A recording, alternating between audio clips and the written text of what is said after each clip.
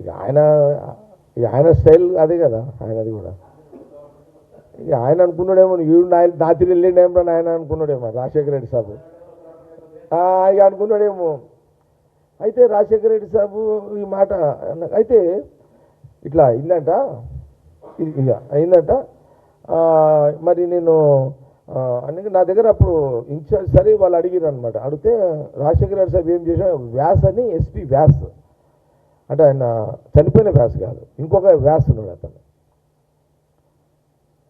ఆ వ్యాస వరకు బాగా టచ్లు ఉంటాడంటే మన మన మన ఎక్స్సీఎం కాసు కృష్ణ మినిస్టర్ ఉండే కాసు కృష్ణారెడ్డి గారు బాగా దగ్గర ఉంటాడు ఆయన. కృష్ణారెడ్డి సాబ్ పెద్ద మనిషి, సివిల్ సప్లై మినిస్టర్ ఉండే ఉమ్మడి రాష్ట్రాల్లో. ఆయన బాగా దగ్గర ఉంటాడు. ఆయన వ్యాస్ గారు ఎక్కడున్నారు ఇప్పుడు, కానీ ఆయనను ఆడేసిర్రు సంగారెడ్డిలో వేసేస్తే సంగారెడ్డిలో వేసిర్రు ఆయనని ఇన్ఛార్జ్. సంగారెడ్డిలో వేస్తే లేదు ఈ రెండు కాంగ్రెస్ గెలవ టాక్ టాక్ టాక్ అనేసరికి ఆడున్న పోలీసు వాళ్ళు డిఎస్పీ అందరూ కూర్చొని పెడితే పాపగాడ శ్రీధర్ రెడ్డి అని ఒక ఎస్ఐ ఉండే అప్పుడు, ఇప్పుడు డిఎస్పీ ఎక్కడ ఉన్నాడు సిటీలో.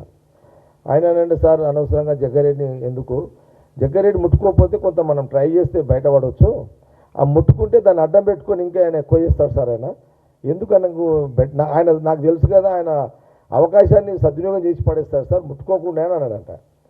నా సజెషన్ సార్ అంటే ఎస్పీ వ్యాస్ గారు అంటే డిఎస్పీ అని ఒక ముస్లిం ఉంటే ఆయన అంటే వ్యాస్ గారితో నేను చూసుకుంటా, నేనేం చేయాలో చేస్తా అని చెప్పి నన్ను ఎగ్జాక్ట్లీ 12:30కు అబ్జర్వ్ చేసిరు. ఇక నాకు ఒక సెకండ్ కోపం వచ్చింది.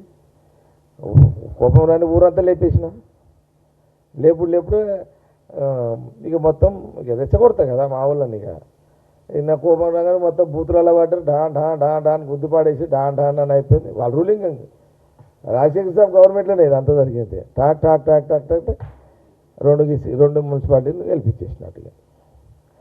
ఇది నచ్చి రాజశేఖర రెడ్డి గారు నన్ను